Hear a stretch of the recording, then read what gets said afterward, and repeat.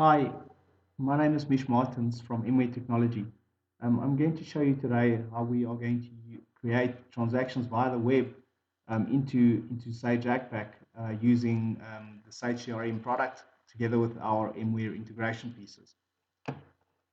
Let's just maximize the screen a little bit over here.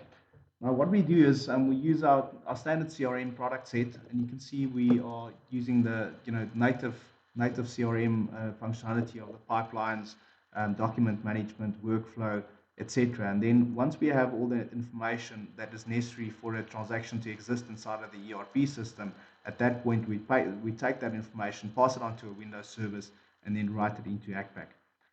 We only consume a LAN pack at the point of integration into ACPAC. So the LAN pack is not active all the time. In fact, we actually wait for a concurrent license to become available before we actually write it into ACPAC. And it only consumes the LAN pack for that moment in time when the integration is actually taking place. The integration is fully using the API of the ERP, in this case ACPAC. So, we don't address the SQL tables directly, so it is very safe to use.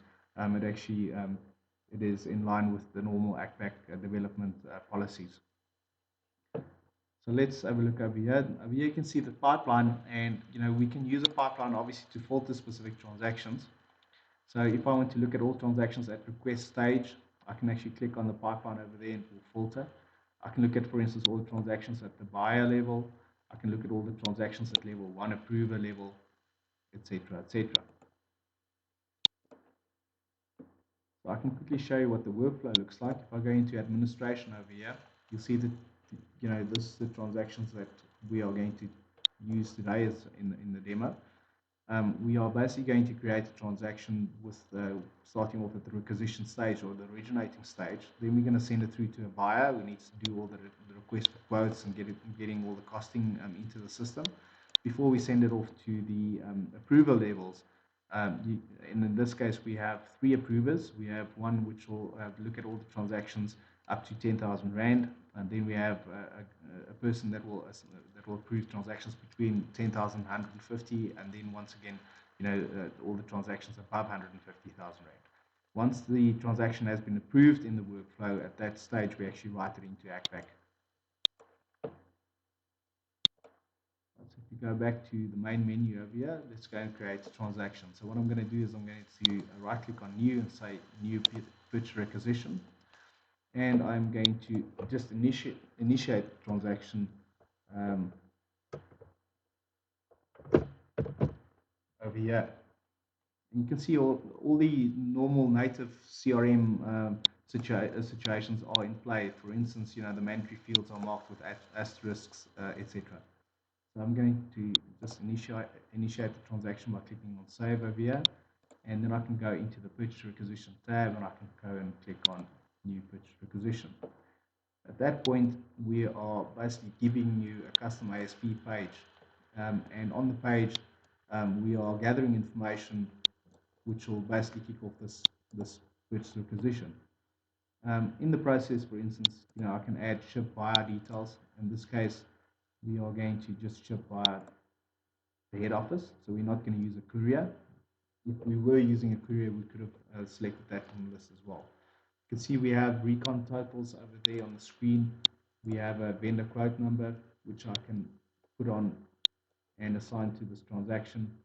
And over here, I can basically add my value. Now, what we're going to do is, in this case, I'm going to select a specific vendor, and this will open up the vendor list from accounts payable inside of ACPAC. And I can go and search for items, which will open up the IC items or the inventory control item list inside of ACPAC as well. I can change the stock location, which will obviously look at the location details inside of ACPAC. Right. If this transaction was a specific expense transaction instead of stock, I could have changed the GL account as well. And I can also obviously change the tax details, whether it's a compatible transaction or not.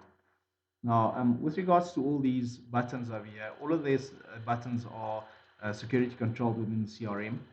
So for instance, if I'm only allowed to buy from certain vendors, then I'll only see those vendors in the list. If I'm only allowed to buy specific items, I'll only see those items in the list.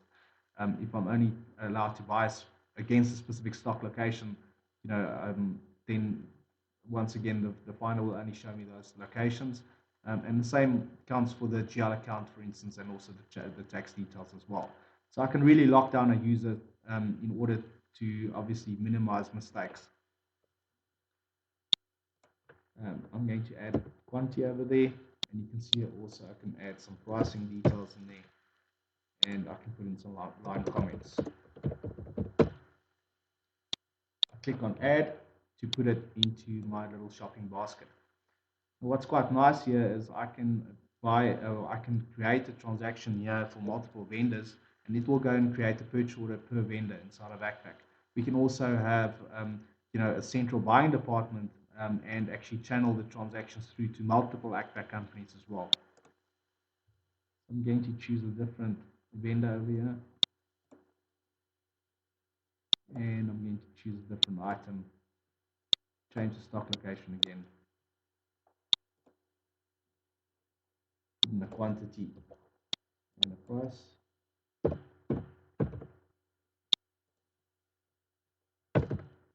and add it to the detail. I can continue adding items here to the detail line, to the detail lines in my shopping basket. If I want to edit a specific line, I can just select the line and then change my details over there and commit it again by just saying add line. I can also delete lines from my shopping basket over there as well. You'll also notice that we have a PO number field to the right of the screen. So as soon as we are integrating it through to ACPAC and we receive the purchase order number back from ACPAC, it will be populated in these fields over here. So I'm just going to save this document. And at that stage, you'll see that the workflow steps come into play over here. Now remember, I'm at the requisition stage, so I'm going to take this information that I've added now and I'm going to send it through to the buyer. Now, I'm logged in as the administrator, but just keep in mind that in a normal situation, you'll have your different people in the workflow process dealing with a specific transaction. So I'll have a different buyer, I'll have different approvers, I'll have different requesters, etc., etc. Now, what happens is as soon as I actually progress this transaction in the workflow by doing the following, I can add a tracking note, and then at that stage, as soon as I click save, it will actually create an email notification through to the next person in line in the diagram, in this case the buyer. So the buyer will receive an email notification and with a URL that will take him through to his CRM page, and he will be able to then do what I'm going to do now. You can also see in as the buyer, and the buyer will now send it through for a specific approver for approval. But what we can do here is I can use my normal standard CRM functionality of document attachment to, for instance, attach my quotes now, and we'll have a look at that. I'm just going to quickly show you the PO requisition over here. You'll see that the transaction has all the details. So, for instance, if I wanted to go and change the vendor, I might have wanted to do that. So, I can select a different vendor in this case. And I might also change pricing details.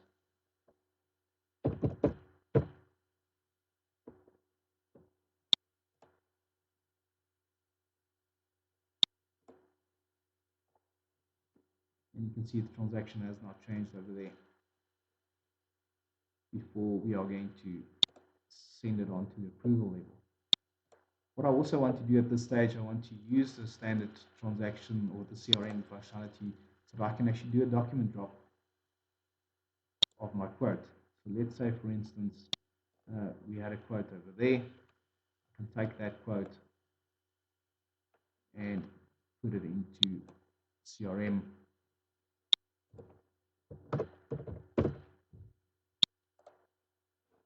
For the next person in line to obviously have a look at.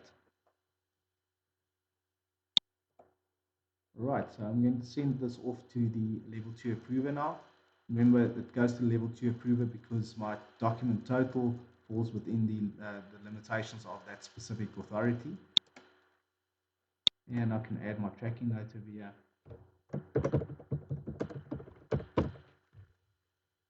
and save the transaction. Once again, at that stage, as soon as I hit the save button, the email notification will fire off to the person that will do the approving. He will receive the email notification, open it up, click on the URL, it'll open up CRM, and he will be able to progress transaction through to actually doing the approval. But what's quite nice is because we are using CRM, if I look at the documents tab now, I can actually see the document that was attached by the buyer. So I'll be able to open that up, look at all the pricing details, confirm that that is correct. And once I'm happy that that is correct, then I can move along and approve the transaction. What is also important is I can have a look at the tracking tab inside of CRM as well, and it will show me the different statuses and all the persons that has actually worked on the specific document and how long the transaction actually remained on that person's desk. Right now, basically what we do is we use these duration times to create escalation rules. So, you know, if I have an internal service level saying that, you know, I need to make sure that a specific procurement happens within a day and the total procurement time is longer than a day, for instance, then I can escalate it through to a manager. More realistically, for instance, if I'm dealing with purchase order receipts, and I know that the estimated arrival time of that specific receipt will be happening within 2 days, and obviously, you know, the goods or the items are not received within the 2 days, then I can escalate through to the supplier and through to my direct manager as well. So let's just go and approve this transaction. Now, at this point in time, we have all the information that is necessary for a purchase order to exist in the ERP system, in this case, ACPAC. So as soon as I hit save here, all this information that I've now gathered through the process is now handed through to the Windows service. And the Windows service is basically sitting over here, and it's basically just collecting all this information now and passing it on to ACPAC via the API and creating the purchase order inside of ACPAC. Now, we can schedule the integration to happen, you know, every 5 minutes or whatever the case is. And in this case, I'm just going to stop and start my service just to force the integration so the transaction happens quicker. So if I have a look at the transaction now, you'll see that, you know, obviously I won't be able to change any line items because it is an approved purchase order. But right at the bottom now, you'll see the different purchase order numbers coming through. And those purchase order numbers are now created inside of ACPAC. So I can actually show you those transactions.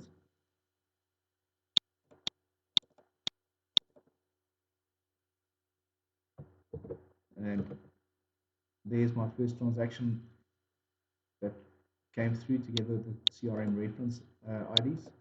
And I can also do the second transaction there.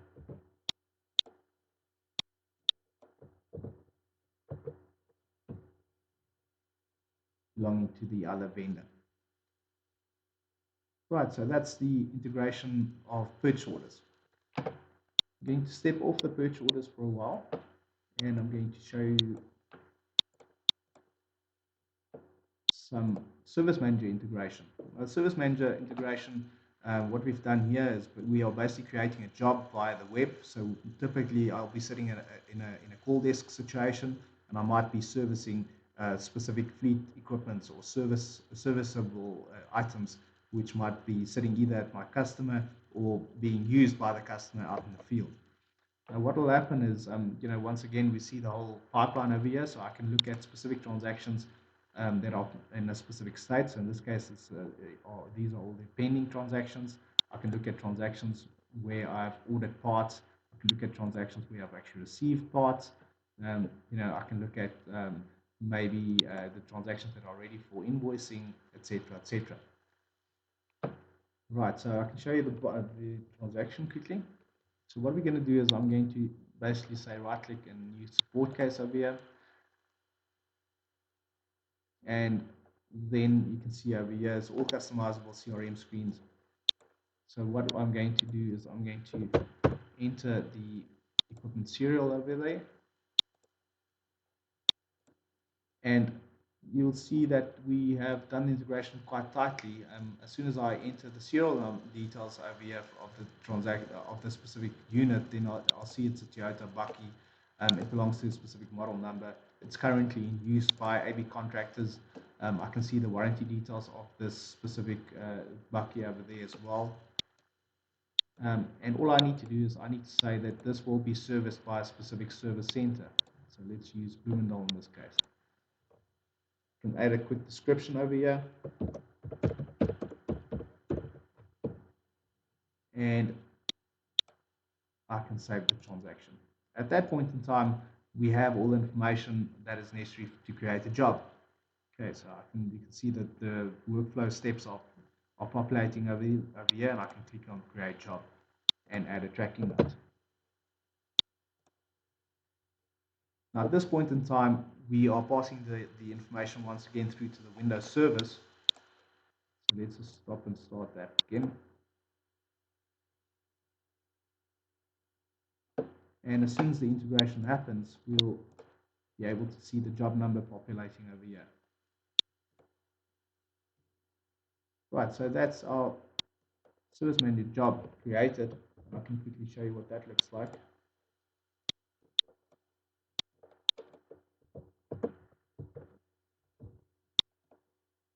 There's our job, and I can see that it was my blown tire over there. I can see my reference numbers coming through from the case created inside CRM.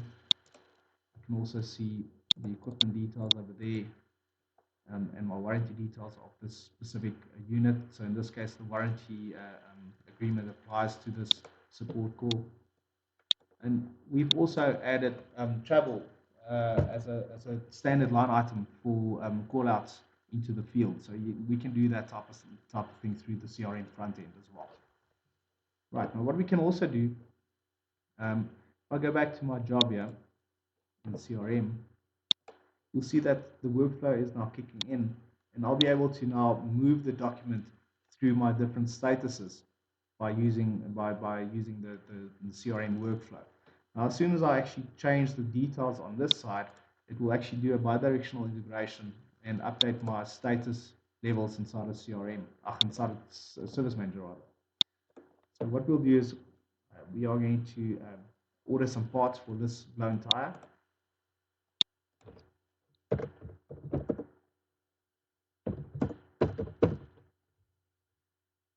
And that will obviously now go into my procurement workflow to obviously create the purchase order through all the authorization levels, through the buying department, etc., etc., and it will create the purchase order as we've seen earlier.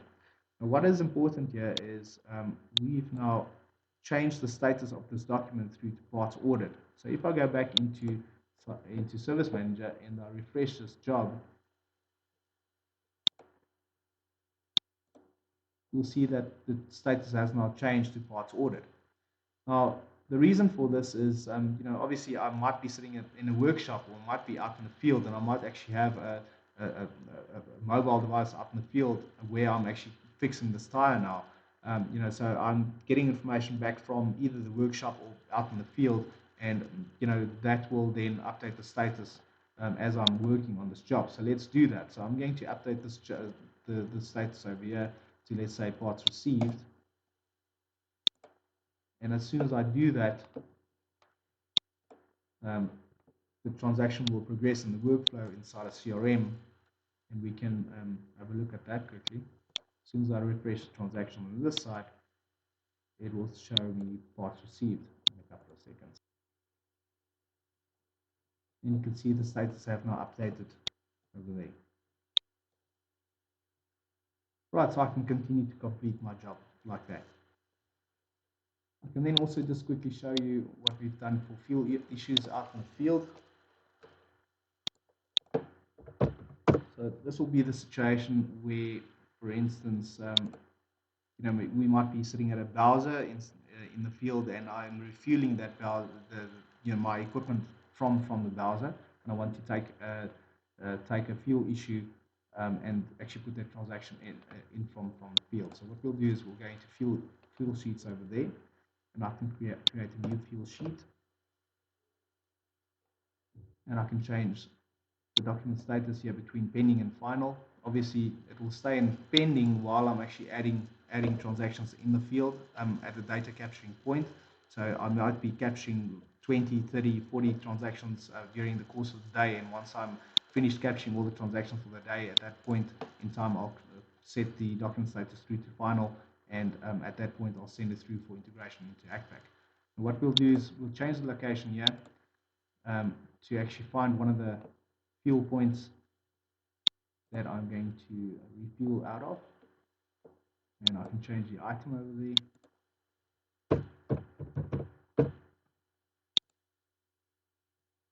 And you can see the quantity and everything coming through from ACPAC over there. I can add a transaction date. We've added also some reconciliation figures over here. So if I wanted to check the dip readings of all the issues for a specific day, I will be able to do that from the document itself. So let's put in this case, it's 10,000, and let's say closing reading was 9,000 liters in this case. I can add a manual fuel slip number. So this manual fuel slip would have been issued by the person at the browser point. And I can search for a specific equipment item that I'm refueling. You can see over here we have quite a nice finder. The finder tells you a lot of information, including the serial number, the piece of equipment that I'm refueling, the type of meter that's running on that specific piece of equipment, whether it's an hour meter or a odometer meter read. You can also see where that, who is currently using that specific equipment item. I can also look at the previous reading and the date and timestamp of that specific previous reading. In this case, let's refuel our Toyota Bucky. And I'm going to refuel with 70 liters. And I can put in my current odometer meter read. Right, what we can also do here is we can add some bells and whistles with regards to, you know, I'm not allowed to, for instance, add a new reading which might be lower than a previous reading. You know, that type of logic can also be added into the screen. You can add a reading time. Let's say this was 9 o'clock in the morning, and add the detail. Right, and we'll put the transaction into the little shopping basket over there. What we can do is we can add more of these line items. So let's just put in another one in there. Search for the Toyota Bucky again. Let's say we refueled it this time with 45 liters. This might have happened at a different time from a different point, but in this case, let's just say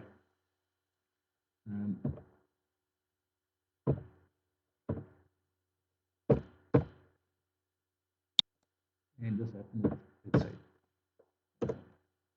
I'm going to make it 11 o'clock at night maybe.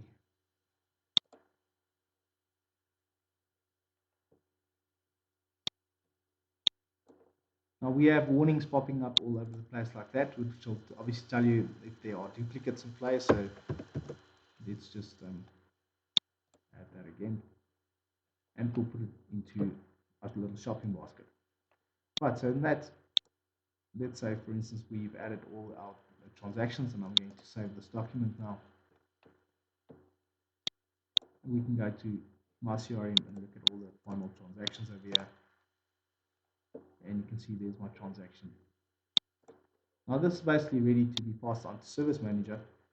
So let's just go and do the integration quick.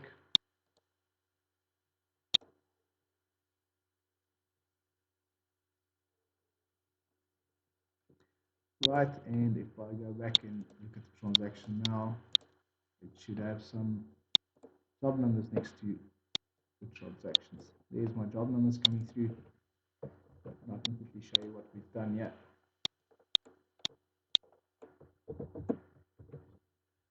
Right, so if we look at the transaction here, you'll see that we have the equipment item that is being refueled, and also the items that are used to refuel it. Now, obviously, the item will be coming from that specific location which I've entered in CRM. You can see I've issued 70 liters. And what's quite nice is on the equipment item itself, when I look at the meter read, then I can see all the readings that's been added right through, well, since the beginning of time. Right, we also use the transactions here to calculate consumption and running costs of the vehicles. And obviously the readings are also used for Service Manager's advanced maintenance module, which will obviously be used for predicting when the next service will occur for um, the specific equipment items. If I have a quick look here, you can see there's my Toyota Hilux over there. And what we'll do is we'll quickly do a recalc of the service schedules based on the new readings that took place. And this will then tell me exactly when these equipment items that are linked to this AB contractors will need to be serviced.